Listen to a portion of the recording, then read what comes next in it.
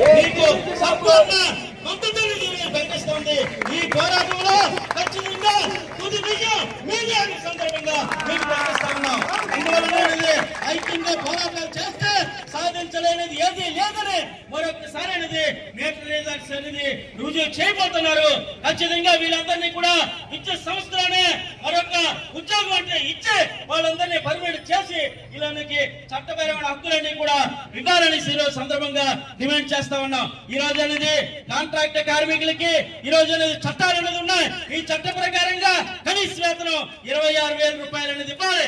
దాదాపు 10,000 రూపాయలు ఈ రోజు ఆదాయం ఇస్తే కుటుంబంతో ఏ విధంగా ఈ రోజు మెట్రో రైడర్స్ బతుకుతారనేది రోజు అనేది మనం ఏఐటీసీగా మనం ప్రశ్నిస్తా ఉన్నాం. ఖచ్చితంగా 26,000 రూపాయలు ఇవ్వాలి, సెలవులు ఇవ్వాలి, క్యాజువల్ ఇవ్వాలి, అలాగే విక్టోరియస్ ఇవ్వాలి, అలాగే ఎంఎల్ఏ ఇవ్వాలి, సిక్యూరిటీ ఇవ్వాలి అని కూడా ఈ రోజు అనేది డిమాండ్ చేస్తా ఉన్నాం. దాంతో పాటు ఈ రోజు ఉద్యోగ భద్రత మెయిన్ అనేది కల్పించాలి.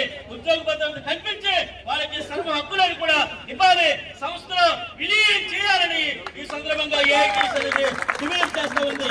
అందువల్ల ఖచ్చితంగా మీ సమస్యలు అనేది మీ పోరాటం ద్వారానే మన సమస్యలు పరిష్కరించుకోగలం అని ఈ సందర్భంగా మీకు తెలియజేస్తా ఉన్నాం. ఒకనొక టైంలో కరోనా సమయంలో కూడా ప్రాణాలు లెక్క చేయకుండా మీరు ఇంటింటికి తిరిగి మేటర్ రైడర్స్ తీస్తేనే విద్యుత్ సంస్థకు ఆదాయం అనేది వచ్చింది. ఆ విషయాన్ని మీరు ఆ సంస్థ అనేది గుర్తు పెట్టుకోవాలని సందర్భంగా తెలియజేస్తా ఉన్నాం. అనేక వందల మందికి కరోనా అనేది సోకింది. అనేక చాలా మంది అనేది ఈ కరోనా సమయంలో చనిపోవడం కూడా మేటర్ రైడర్స్ అనేది జరిగింది. ఏమాత్రం దయా దాక్యాన్ని కూడా లేకుండా మేము కూడా మానవులమే.